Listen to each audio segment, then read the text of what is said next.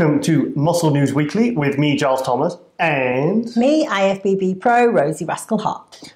Rosie, how's your week been?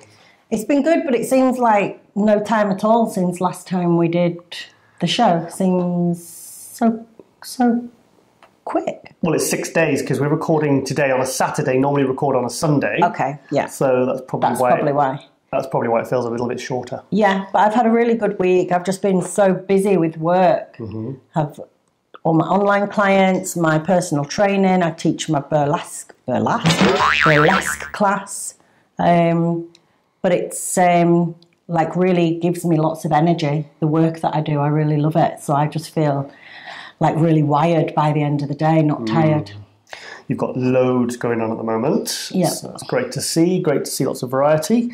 I've actually been doing something myself. I've actually been teaching myself hypnosis. Have you really? Yeah. You haven't. Well, I can prove it. Go for it. Today, I actually hypnotised you into thinking you were a chicken. I've got footage to prove it as well. I don't remember this. Well, you don't remember this because this is why I'm such a good hypnotist. Okay. Okay, well, go to the footage now.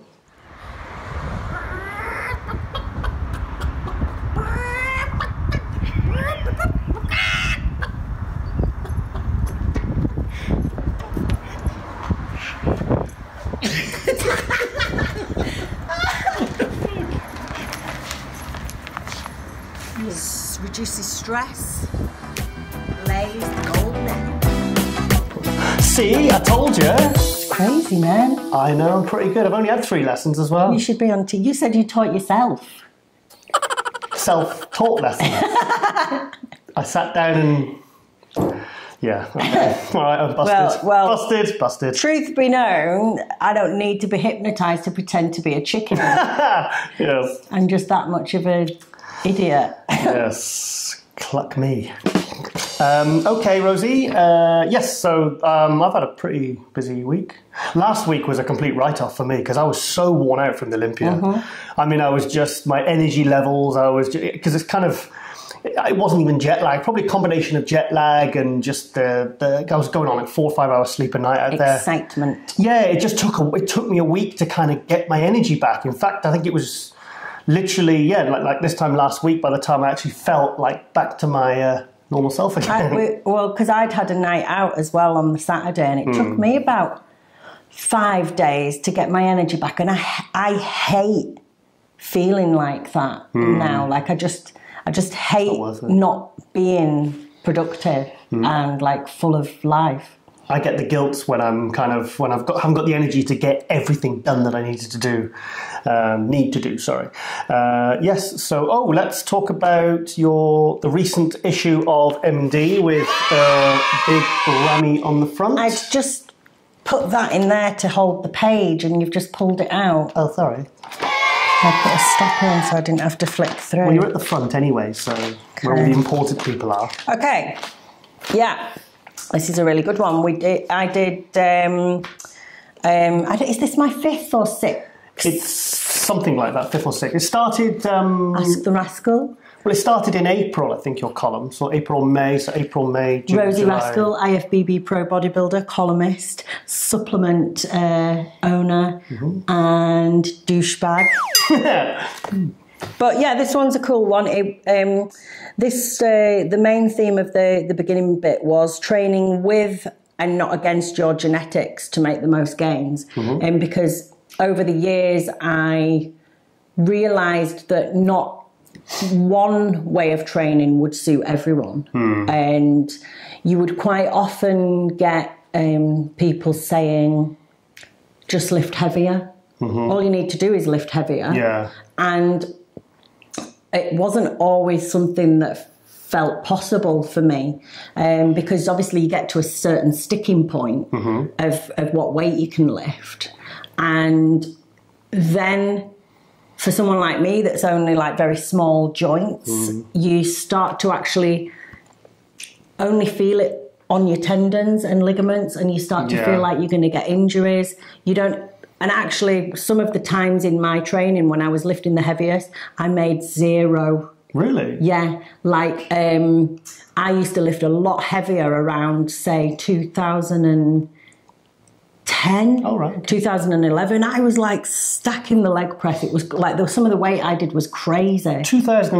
We got together in 2013. 2014, I've got a video of you like squatting 2 plates aside, which for a girl weighing 50 something kilo, you're squatting double your body weight. I've seen you shift big weights on leg press, benching. When I used to train with Dale Wilson, big beefy dude, I used to do 8, even more, I think 8 20s aside on the leg press. Wow. And I wasn't doing partials. We would do, because me and Dale have always done proper technique. We've trained together, we've walked together, 3 of us. Yeah, and yes, like, obviously through the years I've gained muscle training that way, but 2015, 16, 17, and this year, don't look at me now, we won't include how I look now, but, when I started working with Patrick, we didn't focus on lifting the weight because it wasn't my body type. Yeah. It was about, and what I've written here is some of the things to think about. If you're a bit like me and you're not naturally strong and your body doesn't actually seem to respond to that kind of lifting, one of the things to think about is, are you utilising the time under tension?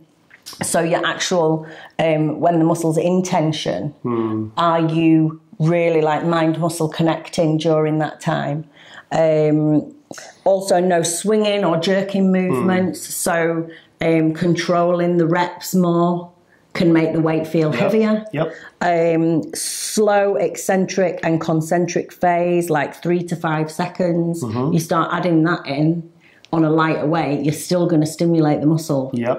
And even more so because it takes it away from the joints, the tendons, the ligaments. A question. Yeah. When I first started training, it seemed to be, a lot in the magazine seemed to be very much about what rep range is best for building muscle. 6 to 8, 8 to 12, whatever. But I think as time went on, people realised the importance more of time under tension. So things like rep speed and how long the muscle is under tension was more important than how many reps you were doing. Do you agree? Yeah, for sure. And also, different muscle groups respond to different reps. But like you say, you don't have to actually count the reps. You could actually just count the seconds. So whether you would be under tension for 30 seconds or 45 seconds or longer. And that means the muscle is under tension for that whole time. So it means squeezing and not letting it go slack. It means keeping it in tension and not letting the shoulder girdle do the work or whatever. And it means at the bottom, not relaxing again. So for the full 30 seconds, the muscle is constant tension, even at the bottom range. What do you think to static contraction? Because when I first started training when I was a teenager, I used to do like shrugs and sort of laterals, and I would just have it it was a big thing in Flex magazine, right? The early 90s, about static contraction, holding the weight in the contracted position for 60 seconds, saying that was a very good way to build strength and size. I've never done that. You've never tried it? I do the opposite. I do it in the stretched position. Oh, right, okay. So, for example, if this is what I did with Patrick, at the end of, say, a pec fly, you would take it to the stretch position, you would come in like a few inches so that it's contracted, and then you hold it, and you're like, or you could have someone hold your arms and push against you. So it's at the bottom, not at the top of the Exactly. And you would stay there for like 30 to 60 seconds, and what you'd find with that is it's really, really hard, but also when you get off the pump after, it's crazy, the blood goes in there. But just moving down here, it's, I think it's worth giving Charles Poliquin a little mention. And do a little bit of a tribute to the strength sensei, Charles Poliquin, because oddly enough, I wrote this like a month or so ago, but I mentioned him because he's influenced a lot of my training, especially in the last 2-3 years, and also the training for my clients. I'll just read a little bit out here. So the man I got most of my inspiration from is Charles Poliquin. He works with many athletes in all different sports, from wrestling, powerlifting to bodybuilding. He speaks a lot about designing a program tailored to someone's genetics. Are you suited for strength, power, hypertrophy, or stamina training? Some people just aren't designed to lift heavy, but it doesn't mean you can't still stimulate muscle growth.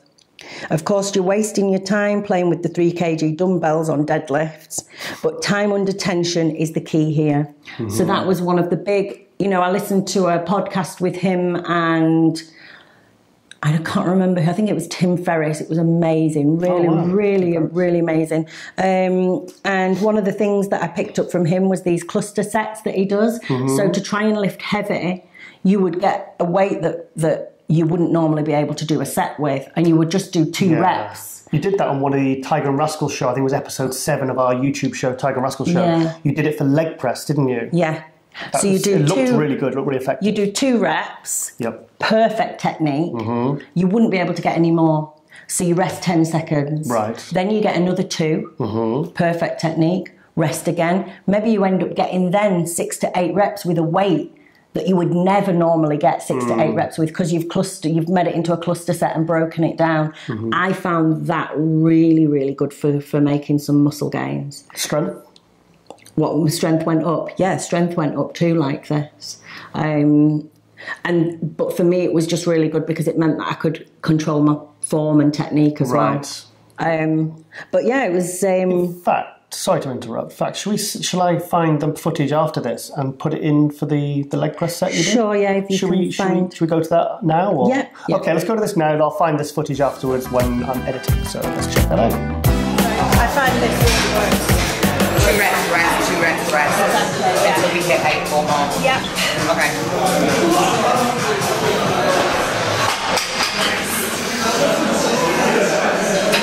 Good.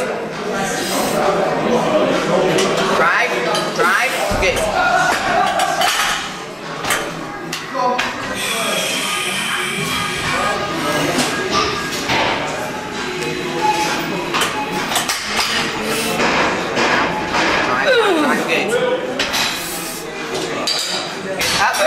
Up, nice.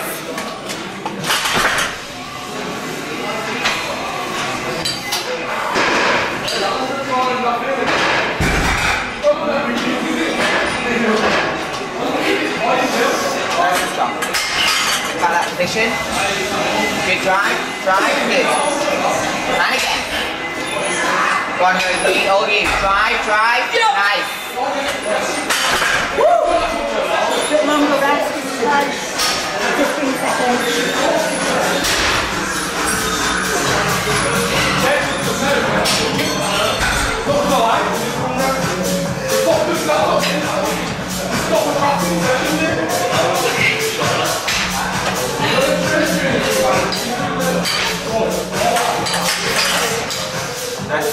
Up. And again, let's go. Drive, up, nice. Yeah. Oh, yeah. Yeah, I did it. Yes, so that is Rosie doing a cluster set, and as you can see, it's quite testing, wasn't it? Yeah, and some body parts need higher reps. I don't care about this 6 to 8 rep range. This is strength, isn't it, really? And then hypertrophy is a little bit higher rep range. But I do believe in the crazy high rep ranges, like 20, 30, 40, 50, even 100. You've done that for calves. Calves, that is the only way I stimulated my calves to grow, was going up to 100 reps with little breaks in between. And I believe that this is the way. And it's I always think as well, some people will sort of say, yeah, but you don't want to overtrain a certain body part, or doing too many reps is not hypertrophy anymore. But think about people that do certain sports. Cyclists, rugby players.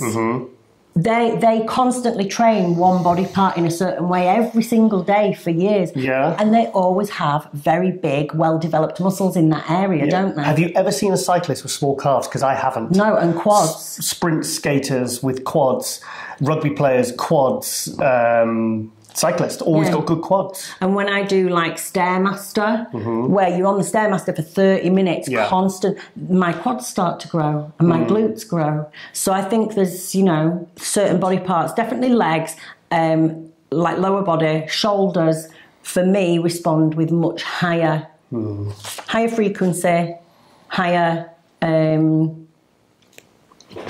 just higher.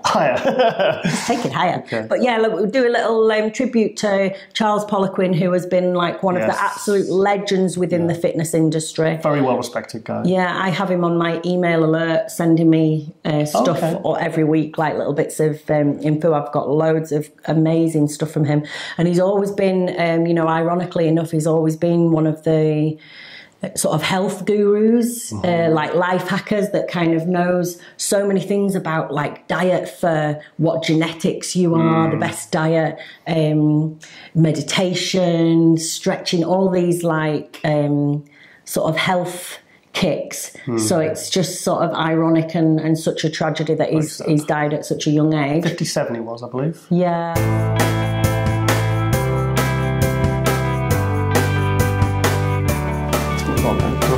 Read too much out because otherwise I won't buy it. It's all right. Okay, it's just so nice little tribute there to one of the industry greats, really, someone that was very well respected, and he'll be sadly missed. So, okay, moving on to news. This time last week, Jamie the Giant, Jamie, aka Jamie Christian / Johal, he uses a few different surnames, finally got his pro card. Yay!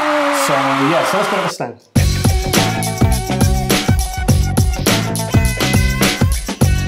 Yes, because he's been trying. This is what his 4th or 5th show all year. He's won his class, I think, 3 times. He won it at the Two Bros Pro a few weeks ago.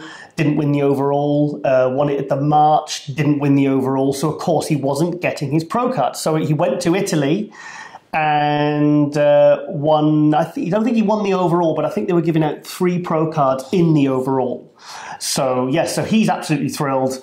And also I'm going to do a Tiger Talk with him next week. As you know, I did one several weeks ago, but he had headphones on and it didn't record his voice. So we did a fantastic hour-long. It was the best yet. It was the best yet. So it was actually really good. So I said, well, look, let's leave it till after the Olympia. Yeah. And he says, well, I'm actually competing. He said, so I might be a pro by then. Oh, perfect. So he messaged me and he said, Giles, we've got to do this again soon. It'll be a whole different take then, won't it? Yes. I mean, he was great. I mean, he was, so I'm really thrilled for him. He's 6 foot, I think he says 6'5", some said he's 6'3", but he competes on stage at around, anywhere, I think it was 285 at the last one. At the Two Bros Pro back in March, he was 296, but he was a little bit off, tiny bit off. But beautiful aesthetics, great physique, and I'm absolutely thrilled. And he's still quite young as well. I think he's only late 20s. So he looks young. Yeah, nice, very, obviously with Sean Roden winning the Olympia now, this is maybe aesthetics are back. And in fact, when I put a photo of him from the last Two Bros Pro show, Phil Heath came on and made a nice comment about saying that's great that guys with aesthetics like that can win big classes, super heavyweight classes against much, shorter, thicker, because he looks like a classic guy. He did classic 2012, and then he went away and put like. Well, I did have the Tiger Talk, but he didn't record. I think he said he put such a ridiculous amount of muscle on and then came back in 2015, won the super heavyweights at the the UKBFF British Championships. And then, like I said, this year he's been absolutely gunning for that pro card. He's been dieting and training all year. So well done, Jamie. Very proud of you, mate. And we will get you on Tiger Talk hopefully next week. Yeah. I'm really, really buzzing for it. Yeah, fantastic. Okay, well, as it's Saturday today, it's 6:15 now at home. Going on right now is the EVLS Prague Pro. And yes, I went to this when they did the first year in 2012. That was when I was doing the play-by-play with Natalia Mello, the 2012 Olympia bikini champion, and probably my favourite bikini pro of all time. I think my favourite too. Yeah, she had that was for me. That was perfect bikini. So anyway, I was. She actually looks really like on her Instagram now. She looks even tinier now than like when she competed. Maybe she does different style of training or something. Maybe not as much. She looks so teeny weeny.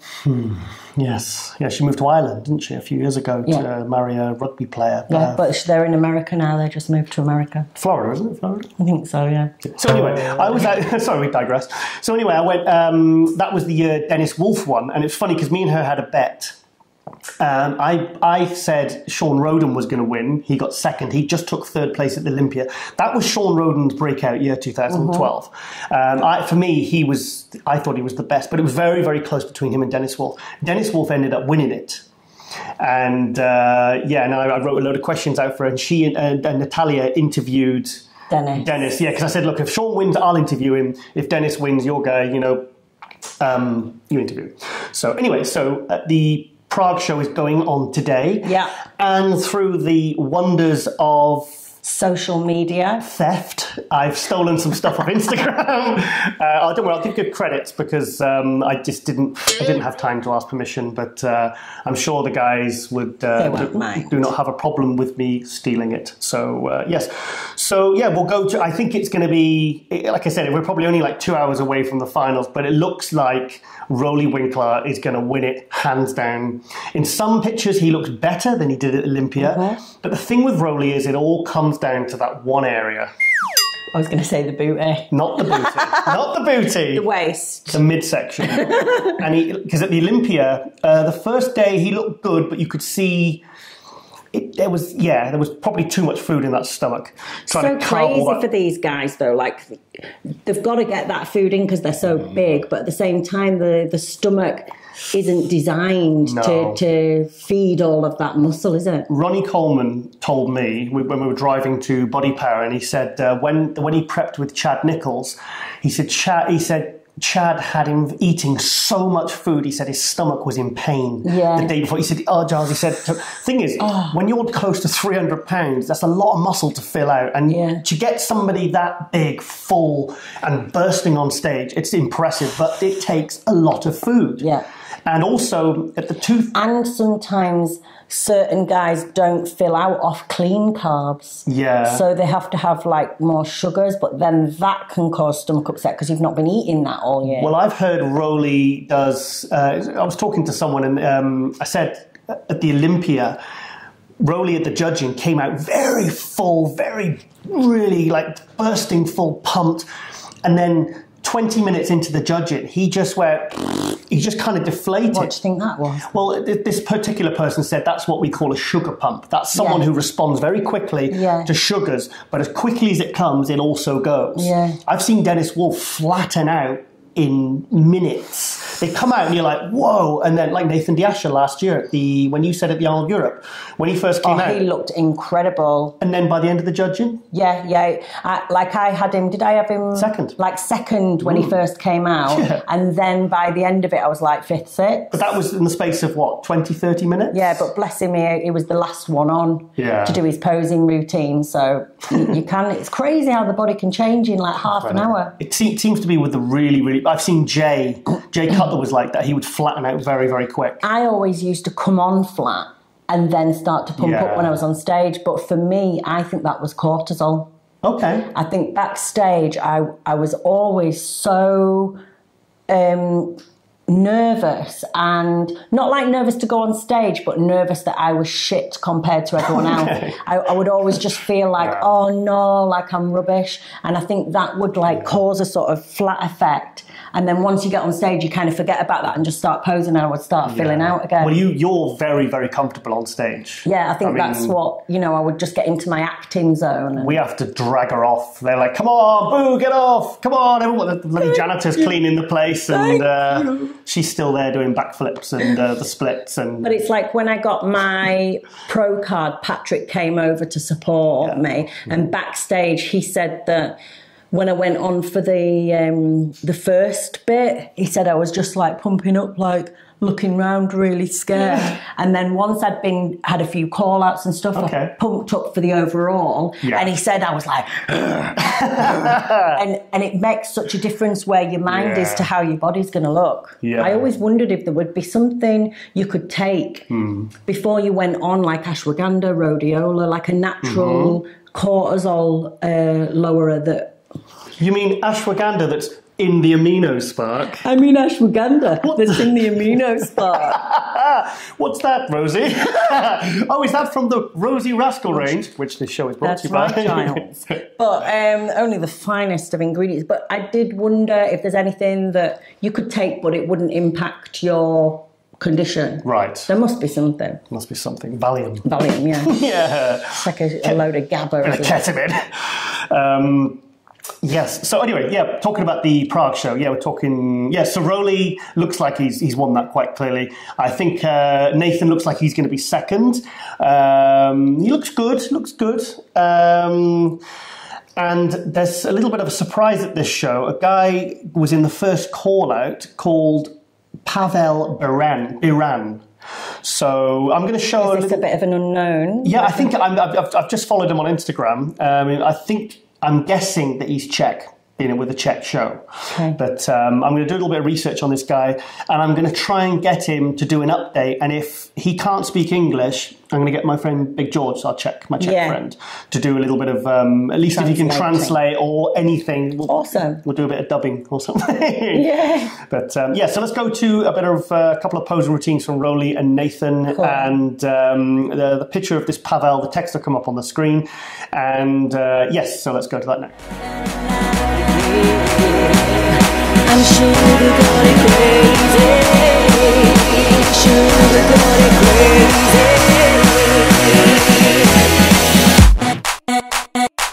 And I like it.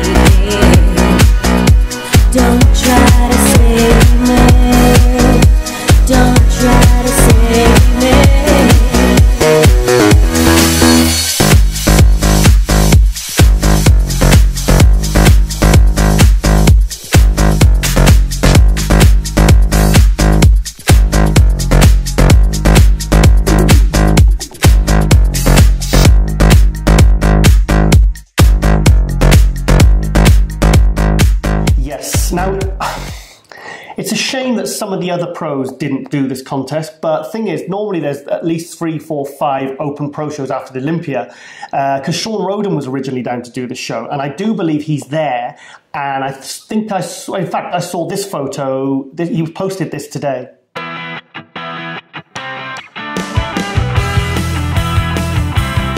Yes, so my guess is, obviously he hasn't competed, and my guess is he's guest posing.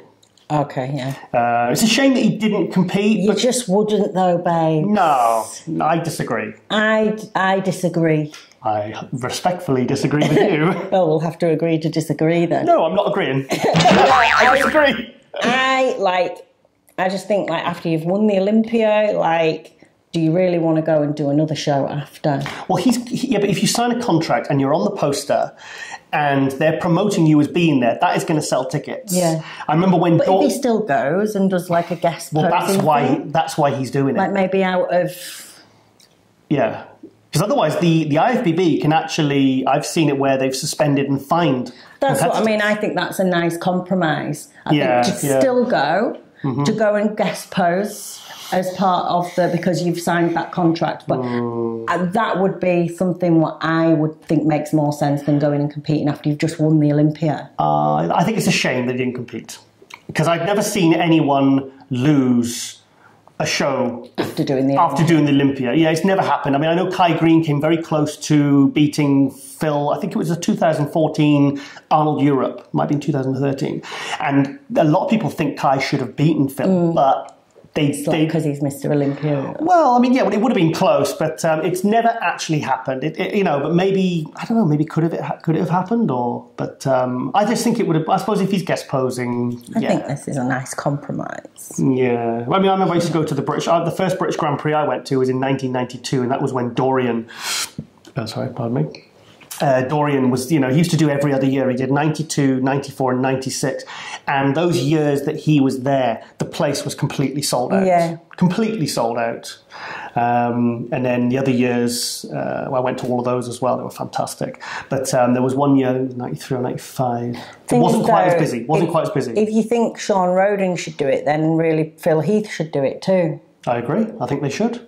Especially if there's this one show and it's not being supported by the Open Pros. But I know it is a bit of a tough one, because if there was 3 or 4 shows, it'd be worth them doing. Like, see, William Bonnet would probably have done them all, because he usually does all of them. Like then we went to the San Marino, the Arnold Europe last year. I just guess like Q8. I know there's an argument for both, and it's for like the fans and stuff. But I guess one of the perks of finally reaching that very, very top is that then you only have to focus on, you can really spend all that time focusing on being your best for that one show. But imagine if Phil and Sean had gone and competed at Prague, because... Do you think it would be any busier? But it's not just about being busier, it's about having a better show. It's fantastic having... apart from Nathan and Rowley, you've got no other Olympia competitors. Like if they'd have both gone and then Phil had won. Well, that's my point, because who's to say Phil couldn't have? I don't know. Maybe. Yeah, I don't know. It was close. I don't know. I'm not sure. I'm not going to get into that. But yes, and I'd like to have seen Rami do this one, actually. I think it would have been beneficial for him to do this, because what he did from the Friday to the Saturday at the Olympia, he did look really good at the finals, very, very good. And who's to say he couldn't have improved upon that further? And it would have been exciting seeing him against Rami. But the main thing reason I'm saying this is because I think it's important for these pros to support these shows. So we need more than 2 Olympia guys, But then it's also nice to see some new faces that place a bit higher, maybe because there's not as many of and then you get a chance to see some of the new ones and get a spotlight on. Yeah, because very rarely, when I used to go to the British Grand Prix, it was all there would be sort of at least 7 of the top 10 Olympia guys there. Yeah. And very rarely did I ever see anyone that didn't do the Olympia doing those post-Olympia shows. Coming up through. It very, very rarely they would, even if some of the Olympia guys had started to lose their condition, the other guys who would nail it for that show, the lesser names that hadn't done the Olympia, they never really got a crack at it. Yeah. They might get a call out, but you never... I'm just trying to think. So there's pros and cons anyway, isn't there? Either way you look at it. Oh, sorry, the one year I didn't go, 1991, was Patrick Nicholls, a British pro, took 3rd place. He took 3rd place, and I believe he would have beaten... that was the year Dorian did it. He won it. And Patrick Nicholls beat a few, Olympia competitors. So yes. Oh, and also... there was a guy in the 212, a new guy, I'm not sure I recognise his name, called Thomas I'll bring it up there. I'm not saying his last name. I'm a bit funny with last names. 212 I'm not really familiar with. He actually looked really, really good. His back shots were incredible. So we'll go to that now. This is Thomas Tabakia.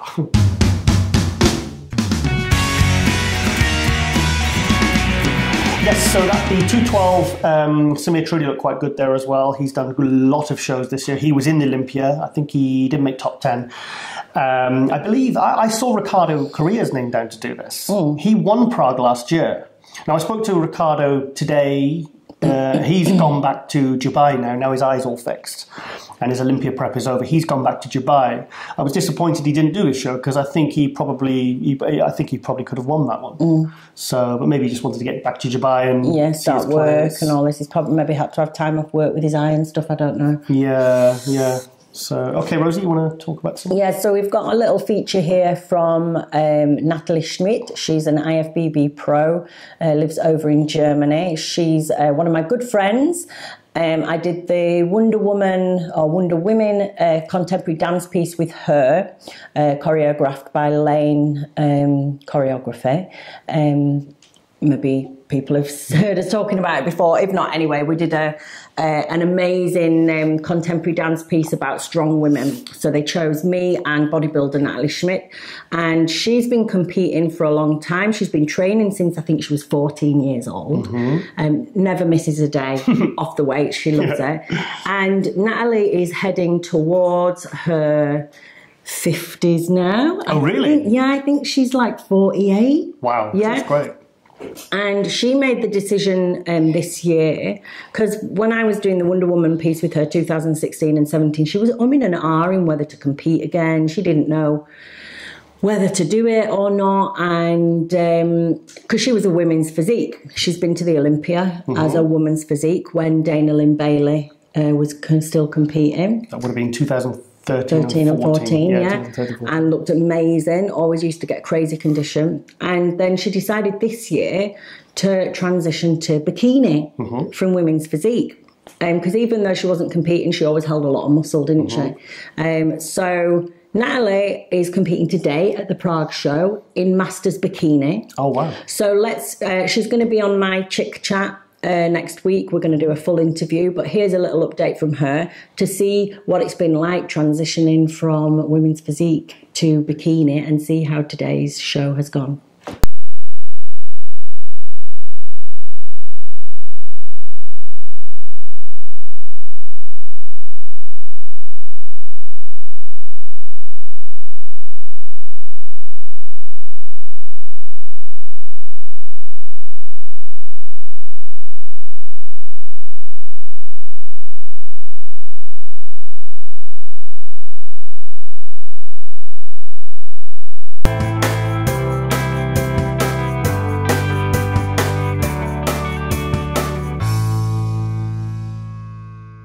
Yes, so big thank you. Okay, big thank you there to Natalie Schmidt. Yes, fantastic. So good luck in the Masters Bikini. Should be Mistress amazing. Bikini. She looked amazing. She's a bit like a mistress, though. Yes. Yes, I've seen her Facebook. She's got that side to her. Yes, definitely. Calves. Okay, now also this week, on Thursday, we had a fantastic little road trip, didn't we? Oh yeah, we went went to see Kamal El Gagni, who just took the Arnold Classic champion, sensational. He's been in this show many, many times, and he just took third place at the 212 Olympia. Many believe he should have been second.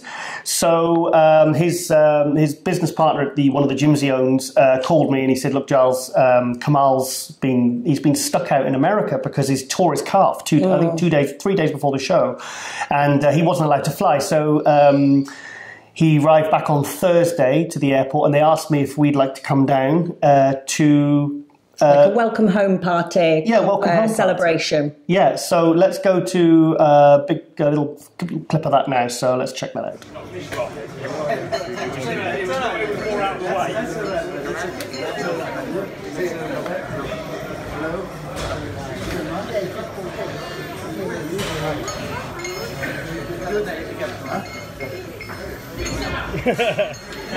Cut the medallion.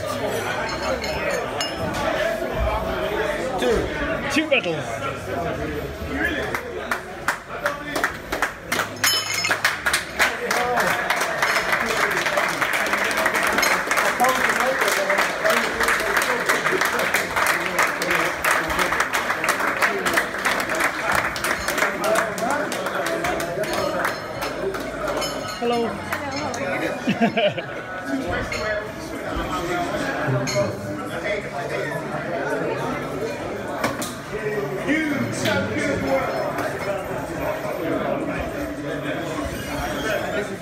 Yes, so that was fantastic, wasn't it? Yeah, it was really nice, and everybody just loves him. You can tell everyone in his gym just loves him, and lots of support there for him. He just looks like he's walking on cloud nine. I don't know whether that's the calf that's making him walk like that. But He did in Vegas. He was just loving. You could see that was someone who was absolutely soaking up every moment of being there. There's nothing better when you're in that zone with bodybuilding, when it's like you just love it so much that it is an amazing thing to be part of. And when we arrived, the Farag, his business partner, he said, "Oh, Giles," he said, "look, we've got the regional radio station here, and we've got the local newspaper." He says, "Would you like to go in on the interview?" And I said, "Yeah, no problem. Just ask a couple of questions." I thought they were going to stick the mic in my face and ask me a couple of questions about Kamal, because I was out there from my perspective. And I was like, yeah, no problem. So we sit down, as you see in the video, and the Libyan flag over the table, a nice bunch of flowers and everything. And they basically, the radio guy, host, introduces Kamal, and then he just does that. I'm like, and I just went, okay, and basically just gave me the microphone. You're a pro, though. You've just winged it, didn't you? 20-minute interview. So come on, how did you do that? So let's go to a little bit of that now. I mean, I won't show it because we were talking for about 20 minutes. Yeah, I've got loads of footage. So let's go to that now. Fantastic. Giles, you're on the ball with all of this. You've seen what's been going on with Kamal. 2019 and beyond, what do you think this man's capable of doing? I think he, 100%. I think he definitely seriously contender for the title next year. Flex Lewis is now retired. He's a 7-time 212 champion, went out on top this year. I had Kamal a clear second place this year.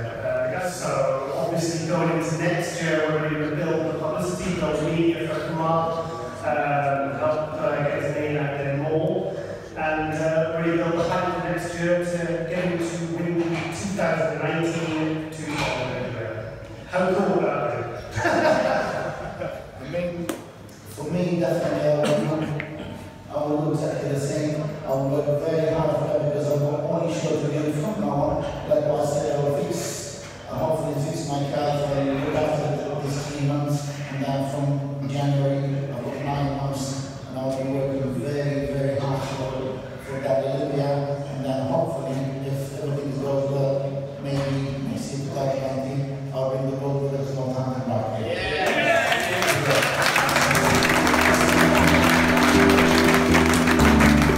Yes, so I think the funny bit for me was when Kamal started talking about when he won the Britain in 2002, and I leant over and I went, Kamal, it was actually 2001. Yeah. You won the Napa Britain. Anyway. Well, I always ask you what years I did the British. What year was it that I won the British? And it's like...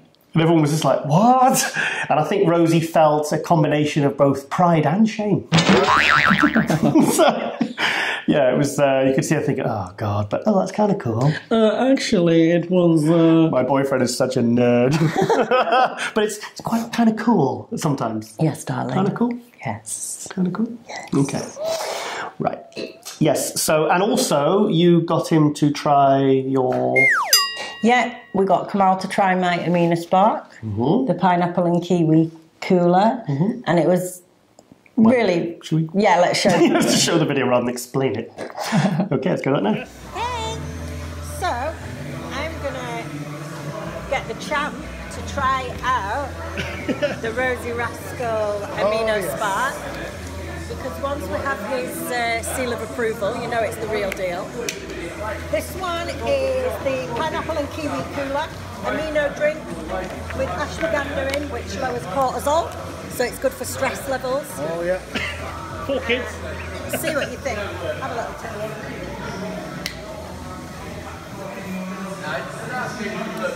Drum roll. Oh, nice. You try the Coca-Cola. Kiwi, innit? Kiwi, yeah. Oh, yeah, definitely. Super sharp. Yeah. Citrus, yeah. Well, definitely. Yeah, you can get that sharpness a little. Yeah, it's not too sweet, it's more fresh, isn't it? Definitely. Try the cola cube afterwards. It is nice, definitely nice. It's more, I like that chap I like a little bit, as yeah, well. definitely. I like. Yeah. I'm going to finish it.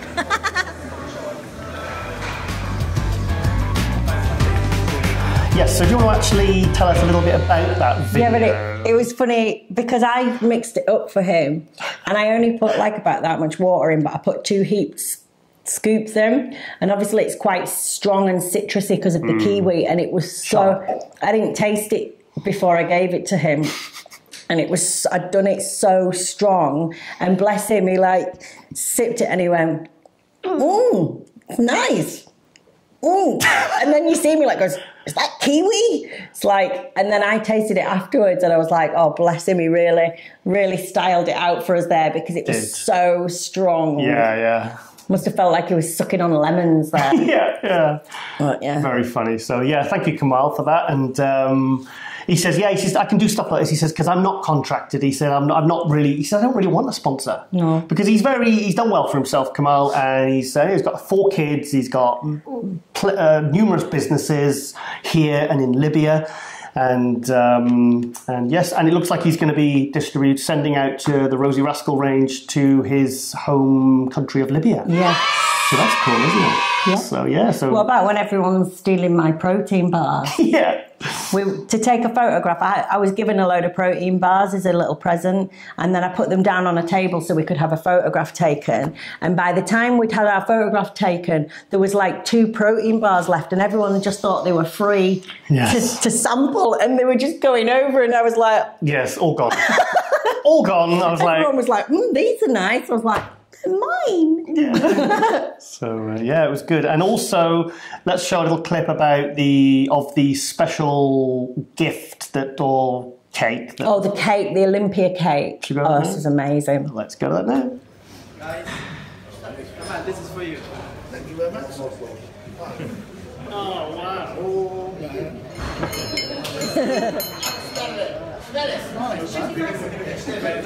Drop it. Well done, Scott. Yeah. Well done, Scott. Well done, Scott. Oh, that's fantastic. Love it. Oh, Rosie, I didn't Hello.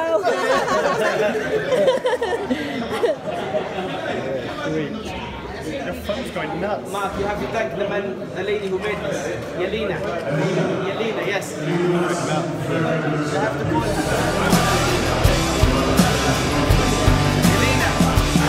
Yes, it was kind of bittersweet, that cake, wasn't it? Yeah, because he didn't share it. Yeah. Well, it wasn't bitter or sweet because we didn't get to freaking taste it. Tastes like. Took it home, didn't you?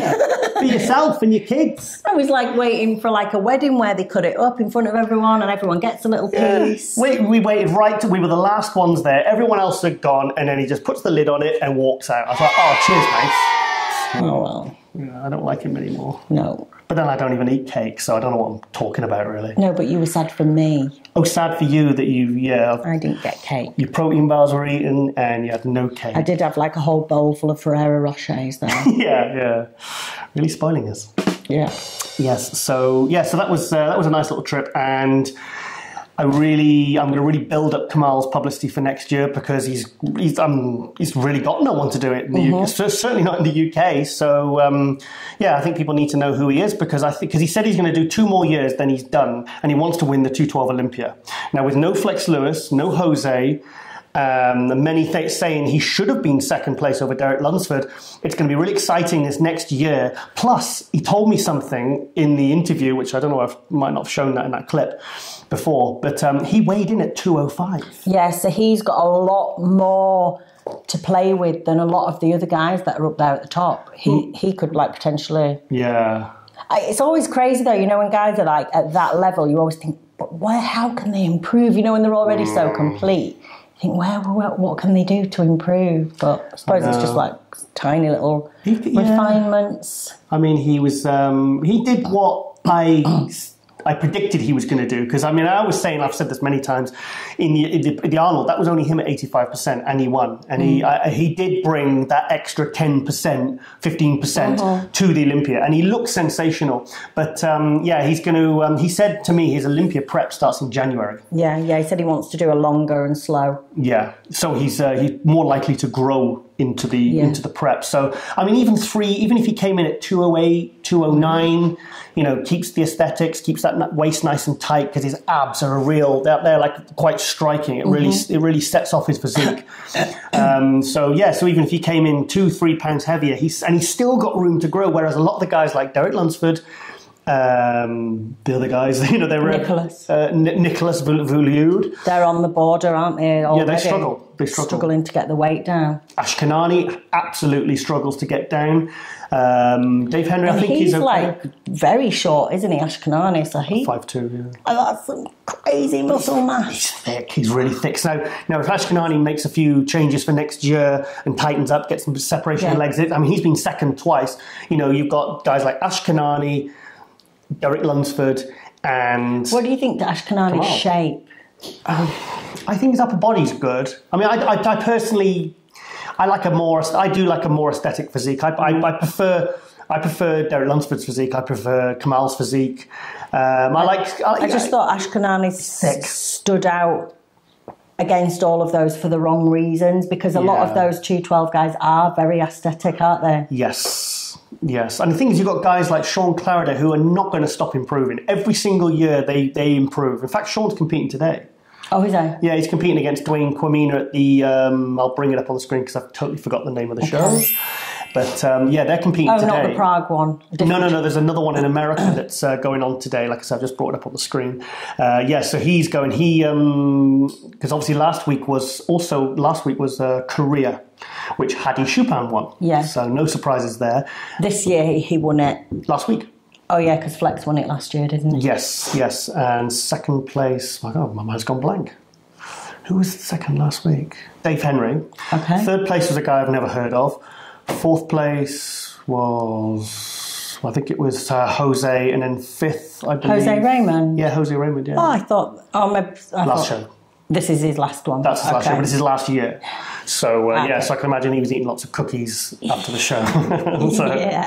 So back to Kamal. I'm really excited about what Kamal's going to do for next year, because I would love to see him go out as the Olympia 212 champion, because he's 46 now. Yeah. So he wants to retire by the time he's 48. He says, I've got, because he was pretty much retired, with all the pro card situation going on the last couple of years, and he was having trouble, and then Jim Mannion authorized it. In a weird way, it's almost like perfect timing, because maybe he still has time to peak. Yeah. It's not like he's too old and he's going to start fading in the next couple of years. Sure. And he has everything set up, his family, he's got everything there to be able to do this and enjoy it and make the most of it, and really just like you say, just sort of take it all in. So maybe it's perfect timing.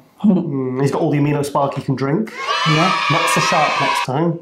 Yeah. Not so sharp, the amino spark. I don't get the joke. The strength, you made it. Oh, right.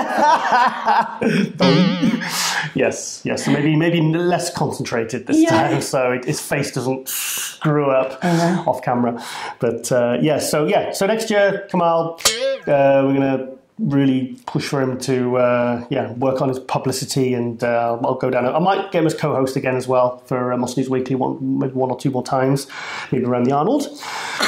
So, yes, okay. Also, right now, on the comments on last week's Muscle News Weekly, someone said, I said last week about how I had a really good track record. And someone said, oh, the irony, because I didn't see Sean Roden coming. I did not see it coming. And someone said, oh, the irony of... you getting the Olympia wrong when all your predictions through the year have pretty much been spot on, with placings and previews and all that.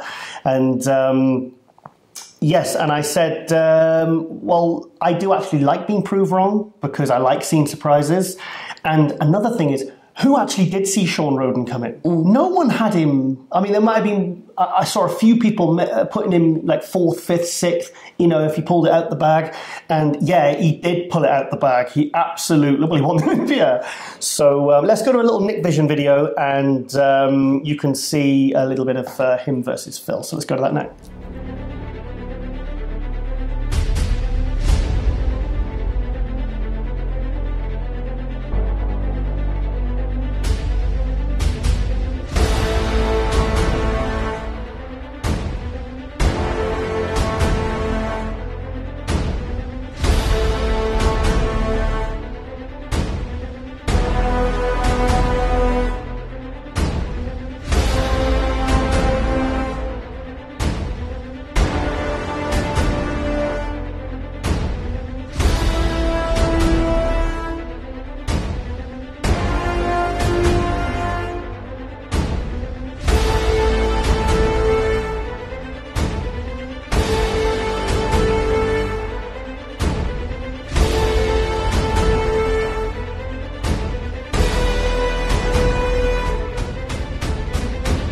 Yes, so yeah, because no one saw Sean coming, because Sean's breakthrough year was in 2012. I saw him win at Dallas, the Dallas Europa, and then he ended up getting 3rd at the Olympia when he hadn't even made top 10 in 2011. I think he was 12th or 13th or something.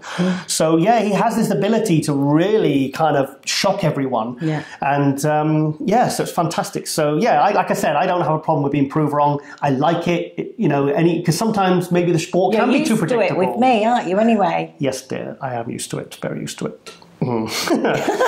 Yes, so yeah, so fantastic, and yeah, I'm assuming he's not going to compete now until the Olympia next year, but yeah, and it'd be very cool to see what happens with Phil Heath next year coming back, and maybe somebody else will pull it out the bag. Oh, it's going to be an exciting one next year. It is even more exciting. Yes, well, I think this Olympia was more exciting after, because of what happened. Yeah. Because it was exciting. Everyone was there was good, good attendance. It was a really good atmosphere. But when we had, it's not the fact that, oh, it's Phil losing. It's the fact that we had a new champion. That's why people were so excited. Yeah, for sure. So, okay. Right, okay. I've had a video. It's been a 1-minute Instagram video. I'll show it now.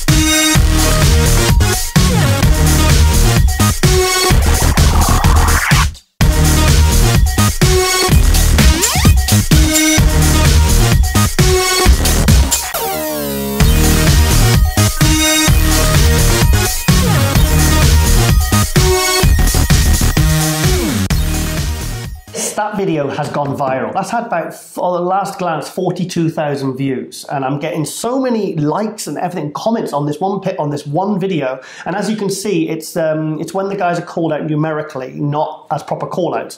So it'll be competitors 1 to 4. So you've got Sergio, Phil Heath, Sergio, Rami, and Juan Morel. So that's why, because people were commenting, why is Sergio, who got 16th, being called out with Phil Heath, who was 2nd? And I was like, well, it's a numerical thing. But yeah, so obviously that shows you just how big a fan base Rami has got. Yeah, yeah. Incredible, isn't it? And so he should. Yeah, we like Rami. We like Rami. In fact, I've got an update on Rami. It looks like he won't be working with Hani Rambod. Okay. I think Hani has put it out there that is not true. That is a rumour that was circulated that was not true. And I believe Rami is looking to still move back to Egypt, but he's keeping his cards very close to his chest in terms of who he's going to be working for. Yeah, and also like, you wouldn't want to go from one lot of coach and then literally like the day after say, now I'm with this. Yeah, like I wouldn't do that. So He's worked with Chris Aceto. He's worked with... when was that? Like George years Fer- ago? This was a few years ago when he won. I think it was the Arnold. It was a show he won. I think it might have been. I didn't know that. I always just assumed he was straight through. No, Crew. I think he won Prague a couple of years ago, and I know that Chris Aceto prepped him for that. Oh. But now the thing is, Chris Aceto is now prepping Sean Roden. So is there a conflict of interests? Possibly there is, maybe. But I would say he needs to find someone and stick with them, because it doesn't always... I think jumping from coach to coach is never a good idea, because look at Flex Lewis and Neil Hill, 16 years. 16 years they've been working together, and yeah, even if it doesn't go well at one show, you know, don't sort of jump. Yeah, but I don't think... I think sometimes you can learn as much as you can possibly learn from one person. Possibly. There's so many different dynamics at play, like when you first start with someone, you're learning lots of new information, so you're like a kid, you know, like you just want to learn. They're like your favourite teacher. Yeah. After a bit of time, maybe you outgrow that Possibly. knowledge, or you outgrow that relationship, the way that you view them, the way they view you. Yeah. So you can't just stay with one coach just because it looks good. Yeah. Do you know what I mean? He was working with Hanny. Who was he working with for this one? But I get what you're saying. The ones that jump all of, like searching for the coach that can give them the magic. Yeah. Get them the placing up. It doesn't work. I just hope he finds a coach and stays with him. Yeah. And they just learn to work together, and because we want to see the best version of Rami, because he's got a huge fan base and we all love him. So yes, I'd like to give a shout out to someone. I'll show you the pic actually now. This is impressive.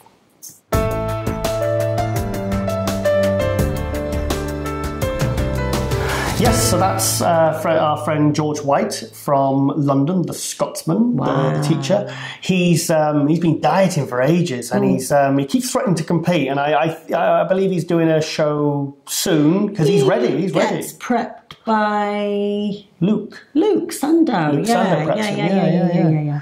So there's a bit of British conditioning for you. That'll be interesting. Good luck. Yeah. I feel like I'm starting to look a bit like Michael Jackson with this light shining on me. It's fine. It doesn't really show up that much. Okay. Yeah, on the final thing. Don't worry, because I look like Casper. Okay.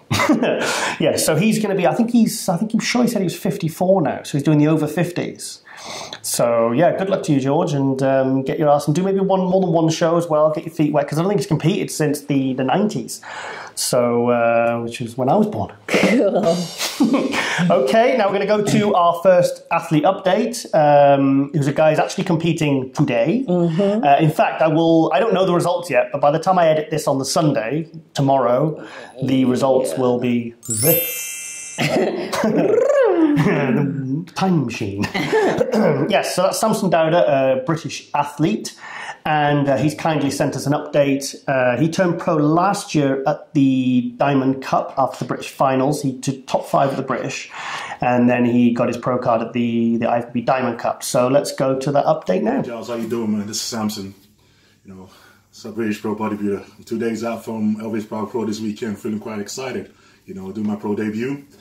It's been quite a hard, long prep we've had this year, but I think for a fact it's by far the best look I've ever had, and I'm coming in at my absolute best. I don't think there's possible anything more we could have done to be any better this prep, you know. So it's been quite great, difficult, but you know, so through it, been through it. Quite looking forward to this weekend. Very excited. Obviously, as you know, get a chance to stand on stage with other pro bodybuilders like, you know, Rolly Winkler and Nathan Dayash this weekend, and hell, you know, I'm definitely going to bring my A game and bringing it all the way to them. No holding back in that sense. Just came back from work not too long ago. Obviously, it's late tonight. Gonna get ready and head to the gym. Do my last bit of training tonight, and then tomorrow back to work again tomorrow for my last day of work. And then from there, we're gonna drive up to Heathrow Airport and stay there overnight, and then fly out to Prague first thing Friday morning.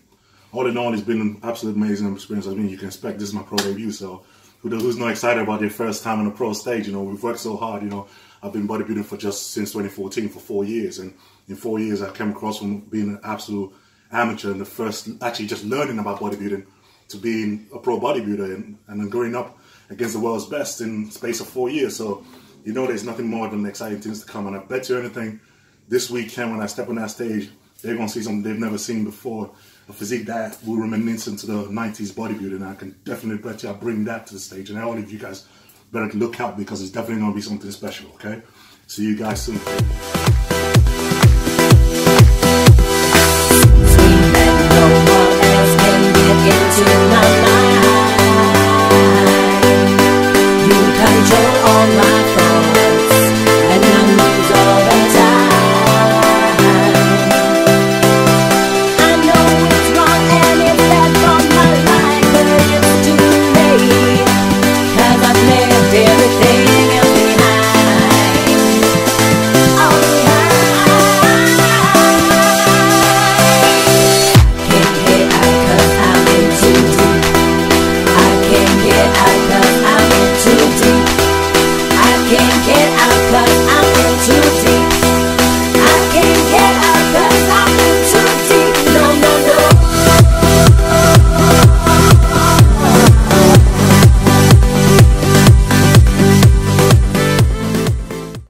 Stuff that he did. Oh, I've got a headache, man. I'm getting hungry now. It's all that shite sweetness. Fucking shite. Oh, green tea's lovely. Stuff your face, love. Don't get too many crumbs. Doesn't matter. I'm covered in cat hairs anyway. Stop it. Sorry. I didn't put the moisturiser on today because I get a very shiny face. So it makes me, makes my head very shiny. Ow. Right, dear. Put the crumbs down for yourself.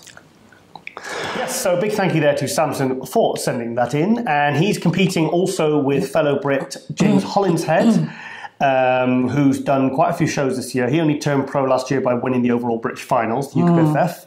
He's wasted no time. He did the Tampa, he did another one, I forget the name, and he also done the Prague. So he's been on prep for a long time.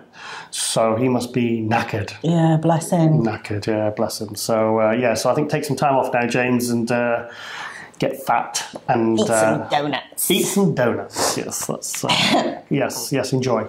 Yeah, you've worked hard for it, mate. Yeah, so I just thought I would give because I'm always looking at different ways to improve myself as a person, whether it's learning more about being a personal trainer, learning about how to be healthier, but I'm obsessed with like analysing my own behaviour, different habits and behaviour patterns that I've got, and questioning which ones I need anymore and which ones to get rid of to progress in my life in every area. And excuse me, so this kind of little topic is about the domino effect that it can have.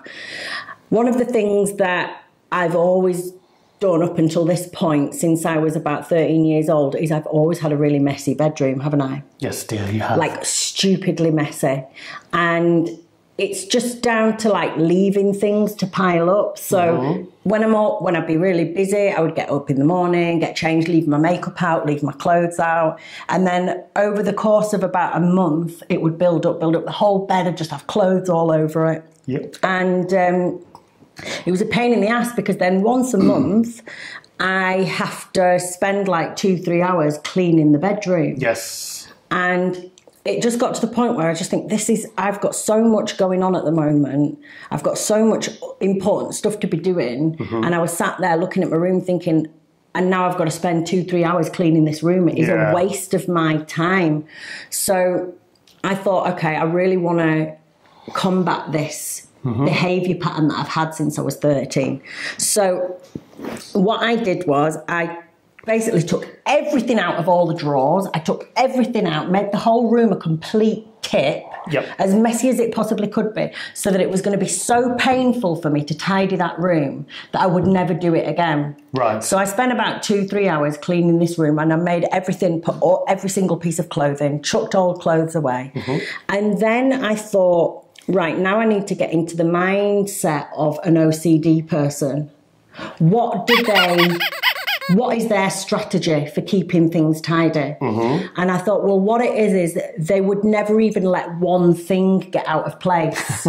So that is what I applied to my new behaviour pattern. Yeah. So instead of putting the cap on the end of the bed, or putting a hoodie on the end of the bed, or putting the trainers under the bed at the end of the day, or just throwing one piece of makeup out, I thought at the end of every day I must make sure there's nothing out of place.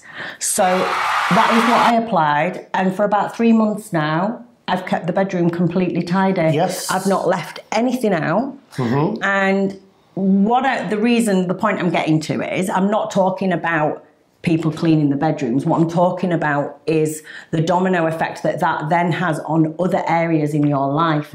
So since I've done that, I have become more efficient in my work. I've become more like, I don't let things pile up in my work. Yes. I get back to emails quicker. I don't leave things, oh, I'll do that tomorrow. I get on it now. It's almost like just changing that one thing in my life, cleaning my bedroom, has switched on my brain, a thing in my brain in every area of my life that makes me more organised, tidier, more efficient. And your brain works like this. Yeah. Retraining the brain, really. Yeah, and there's a saying actually that says, change the world by making your bed first. And it's really about doing work on yourself first, before you then try and help others and make a difference in the world. But I think for people, if you want to try this, there's lots of different things you could try. Like, say in the morning, if you're the type of person that when your alarm goes off, you switch it off, sleep for another 5 minutes, switch it off, sleep for another 5 minutes. If you just tried not doing that, like getting up as soon as your alarm goes off, and then try it for 30 days, commit to that new habit for 30 days, and see whether it impacts your life in other areas. Like, maybe you put things off, you procrastinate, maybe you're a little bit lazy or whatever in other areas. So just changing that one little habit and routine of a morning would impact you in every other area of your life where that same behaviour takes place, but in a different situation. Okay, got it. Yeah. Oh, sorry. I thought you were doing point by point. I thought it was loads of it. So. No. Oh, fantastic. Okay, that makes sense. Okay. So, like, I've changed a limiting habit that I've had since I was 13. Yeah, I've noticed actually, because that back bedroom, normally I just have to shut the door because it was too traumatic, because I'm a very, very tidy person. Giles is OCD. I'm a bit, no, you got to put my face in shadow now. Just leave it, fine. It won't show up like that on the screen, darling. Yes, so, so that's, I've seen a bit of a change there, so that's great. No, it's a big change. Big change, okay. Okay, Rosie, I'm going to do one of my magic tricks again. Okay. Okay. Yes, Rosie, so do you want to tell us what this is? So I've got one of Alvin's small, IFBB Pro Alvin's Smalls t-shirts on. Are you sure it's yours? Are you sure it's Alvin's? It's Alvin's, it's not mine. Look at the size of it. That is what a 5XL top looks like. So yeah, we've got it. It's like a frigging 60-inch TV, widescreen TV. Well, that is a really good way to describe Alvin, actually. He is like a 60-inch widescreen TV. Moving TV, yeah. Yeah, so so that's lovely. Very, very. Now people can't see my gains. We'll take it off then if you want. That's all right. Okay. It's like fucking Halloween or something, isn't it? I know, I haven't watched it. It won't show up like that. It won't be that glaring. I can adjust it. Well, white. Fucking hell. Fuck me. Okay. Sorry. It's disgusting. You're disgusting. You work more than I do. You've got loads to do. Ah, fucking hell. Yes, so we've fixed the light. So sorry about that. Yes, okay, Rosie. We'll. I think we should show now the little visit we did today. So, would you like to introduce that? So we went to Ultimate Fitness for You in Leeds.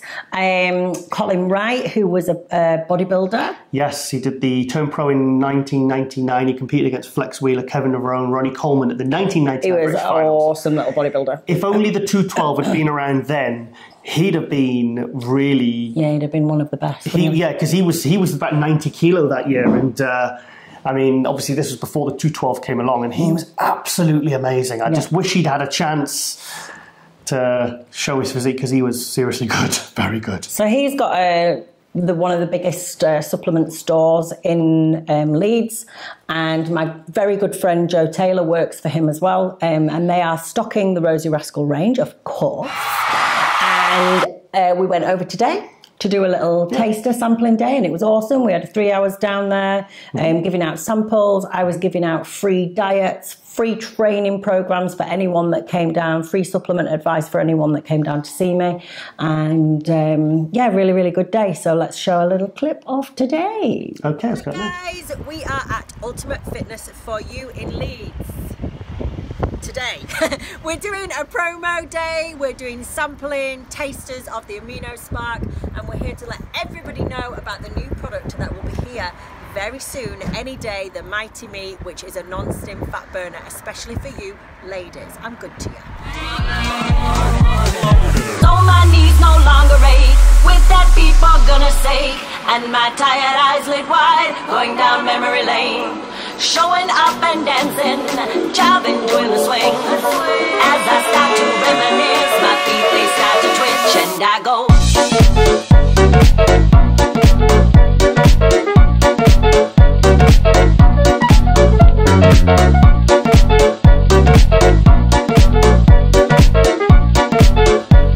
My feet they start to twitch, and I go.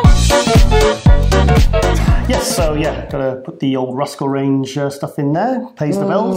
There was only about 2 bags left at the end. It was all everyone bought. Was it all guys? I think I'm quite a good saleswoman. You're very good, actually. Aren't I? Very good. The thing is, the products are so good. Yeah, do you know what it is? It's like selling gold. It's like trying to sell gold. But I think like when you're sort of reeling off the ingredients, when that one guy, the tall guy we showed in the video there, and he says, "Do you actually use all that?" And then you said, "Of course I freaking do." Yeah. Like I wouldn't. I just wouldn't stand behind something that I didn't think was good. I wouldn't have my frigging name on it if it wasn't good. I just wouldn't waste my time or anyone else's. Well, if you remember when we were getting the flavours this time last year for the Amino Spark, we originally wanted to go, the first flavour we wanted to do was raspberry lemonade. And Paul, our business partner, went down to the flavour house. He spent 2 full days there. And he rang me up after day one. He said, "Giles," he said, "I've spent most of the day trying to get this flavour right." He said, "But the only way we can make it work," he says, "if we reduce the amount of matcha green tea," he says, "because Rosie wants a full gram in each serving." Yeah. He said, "if we reduce it to 500 milligram or less, then we can go with that flavour." Because he said, "I've tried it, but and it is lovely." He says, "but the tea flavour is coming through too much." Yeah. He said, "So have a word with Rosie, see what she says." And Rosie says, "Absolutely not. Keep it a full gram or there's no point." So yeah, so we went with those 2 flavours, yeah, so that was our. Yeah, I wanted all of the correct amounts to actually have an effect, to have a positive effect on people that were buying this. Yeah, and also the Mighty Me will be out this time next week. Yeah. It's coming to the raw materials are there now, they've got it, and now they're going to make up the... Very excited. Berberine, anyone that knows the stuff will be interested in this. Berberine, kelp, donquay, my cousin from Mexico, rhodiola, selenium, chromium. This is a beautiful thing. It ain't our first rhodiola. No, I don't get this joke either. No, I just like it. Okay. Just play on words, dear, something you wouldn't understand. Giles likes to think that his humour is like, because he's so intellectual, like he thinks I don't get it because I'm not on his plane of intellect. But I get the jokes most of the time. Not that one I didn't, but just don't think they're funny. Right, carry on. Moving on. Okay, now next week I am going to be definitely on the Saturday at the Amateur Olympia, which is coming to the UK, which is run by Two Bros Pro, Bob Chick and co. So I'll be there on the Saturday. I believe all the men's is on the Saturday, and on the Sunday is the women's. Now you're guest posing on the Sunday. Yes. So I'm going to be at that on the Sunday with you. Yes. So hopefully I'm going to try and do both shows in one weekend. So it's going to be a very busy weekend. So we'll probably have to record this show the following Monday. Yes. So, yes. Now, 21 pro cards. Do you think this is too much? I think it's too much. I think 7 is enough for any international I don't want to qualifier. see no one getting a pro card that's got cellulite. When it gets to that point... Yeah. Yeah. Do you know when it's like... I mean, because there's 7 categories. There should be 7 pro cards, 1 for each category. It's an international open show. Anyone can compete. I think 7 is fine because then that's overall winners. You've got classic, women's physique, blah, blah, blah, men's, whatever. What is it, 3 in each class then? Basically, it's 3 in the overall. Oh, of each one. Yeah, so if you've got like 4 or 5, say you've got bikini and there's 5 height classes there, they'll pick the 3 best out of that overall. Right. So it's 3 to every category. So women's physique will get 3 pro cards, women's bikini will get 3 pro cards, men's physique will get 3 pro cards, bodybuilding men's will get 3 pro cards. Why don't they just give every winner of every class a pro card? Yeah, but then, I believe it's 3 in the overall because that's how Jamie got his. Because Christian in Italy, he was voted the 3 best in the overall. So that's why he got his pro card because he didn't win the overall, but he was in the overall. Do you know, like? Do you think that works? Well, the thing is, you get someone like Jamie and it's worked for him and he truly deserves it. So it's a great structure when you get people like that are getting the pro card and they're ready for the pro stage, they're ready to do well. But I think I'll always have a little part of me because when I got mine, it was so hard. Yeah, I know what you're going to say. Especially for women, it was like you didn't get them. You just didn't. Yeah, they were tough. So for me, it was such a prestigious thing and it really set you apart and it really, you knew that person was a very good athlete. So I will always feel a little bit like, okay, it needed to be a bit more relaxed. Yeah, I think the way it's gone, for many years in the UK, it was too hard and there was too much bullshit to get your pro card. You had to go and compete all these abroad shows. I mean, luckily we had the Amateur Olympia in the UK, so you went and did it. You won the overall. You won it straight firsts. So that worked great for you, but... You know, it's gone too far the other way now. Yeah. I think it's gone from having not enough. The pendulum's gone from one extreme to the other. Yeah. It needs to sit in the middle a bit more and they need to find more of a happy medium, I believe. Sometimes best of the best, that's what it should be. Sometimes as well, I wonder whether people should have to reach a certain amount of points in their show before they get one because... I didn't like that idea when they did that in the UK. No, I don't mean by competing so many times. I mean the day that you actually compete, how the judges score you. You might win, but you might win because you're the only one it might be a really poor class and you win just because you're the best of a bad bunch. You're talking like a perfect score. Yeah. Should you be getting your pro card if you end up with something like 30 points but you won because you were the only one? 30 to 30. The second place got 31 points and you won by a single... I don't know. I know it gets a bit complicated, but then you end up with like people getting pro cards that are really not good enough. Well, I've seen people win pro cards. I've seen people win pro shows over some of these like... And they are, they're not even going to get... They're going to get last call out at the Olympia. So it is tough. So, I mean, like I've seen people go and do that show because there'll be less competition. You chase the competition. You know, we didn't wait to do like, we'll do one that's convenient, that's close, or we know it'll be an easy show. You went to Dallas. I said to Rosie, I said, look, when you got your pro card at the Amateur Olympia 2015, I said, look, we've got to go chase the competition. You've got to see how you fare. Let's go pick a really good, a tough American show. We went to Dallas and we won it straight first. Yeah. So... I don't know, it's tricky, isn't it? So anyway, maybe we can save this debate for another... I'm not bothered anyway, I'll just go do my yoga and get in my cryo bath. Yeah. Don't really... I'm kidding, it does bother me still. It does bother me still, because I want the best for the people still involved and the people that are still sort of passionate and...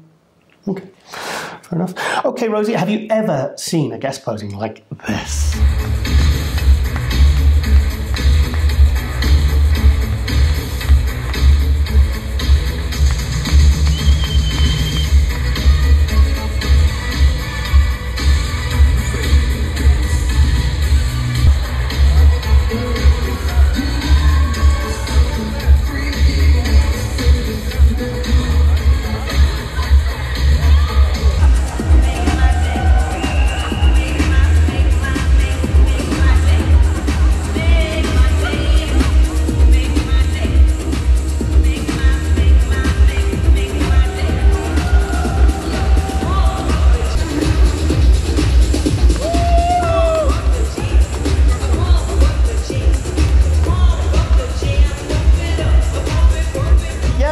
you ever seen a guest posing like that? No, I have not, and I've never seen pants like that either. I don't think I ever want to see a guest posing like that. You know, that's Steve Benfin, a 212 bodybuilder. He got second at Prague last year, and he was guest posing today. I like that. A bit of fun. Yeah. A bit of fun, a bit of entertainment.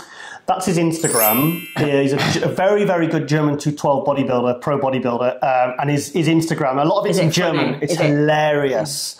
He's he's a very, very funny guy. He does some stuff on YouTube as well with Team Andro and a couple of the websites. Should be more laughter in the world, so I'm all up for that. Yeah, he's a funny guy. He gets a fantastic body where he did a few shows earlier this year. He did several. His condition is incredible, and his posing is very good as well. Yeah. Okay, Rosie, we're gonna end with a song. If you want to quickly tell us about that. Yeah, so this is a song I wrote maybe about 10 years ago.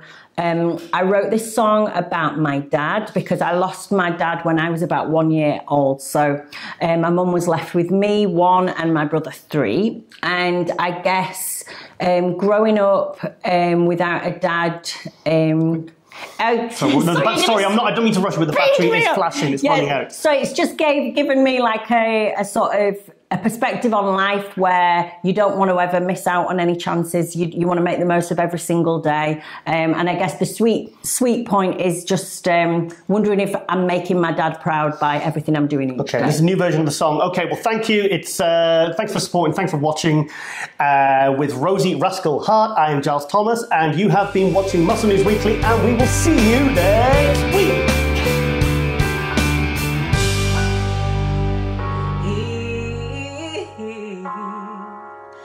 Built a time machine. I've got one question for you. What would you use it to do? Would you go back in time, save someone you loved, just to hope for one moment? Or would you change something that you'd done, change something that you'd said?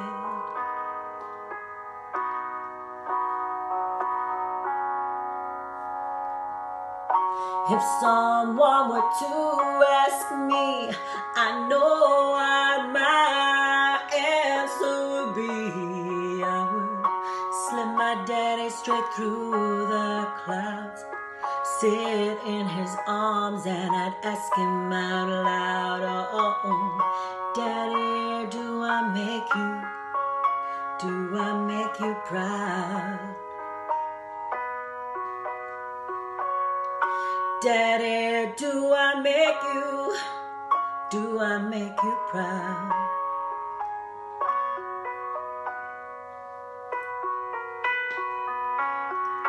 So I find a picture of you, you're holding me there. I'm just a small child, and I look in your eyes, and I swear that you're showing me that you're proud. And the sun is touching my skin, and I swear it's you showing me that you're proud. Oh, Daddy, do I make you proud? Oh, yeah. If someone were to ask me, I know just what my answer would be. I would slip my daddy straight through the clouds, and I'd sit in his arms, and I'd ask him out loud, oh, Daddy, do I make you proud? Daddy, do I make you proud?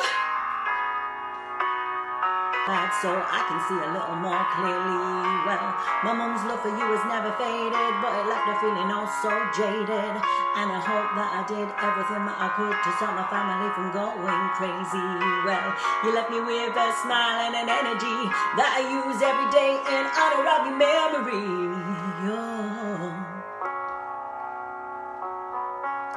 One more thing before I got to go, I really need to know.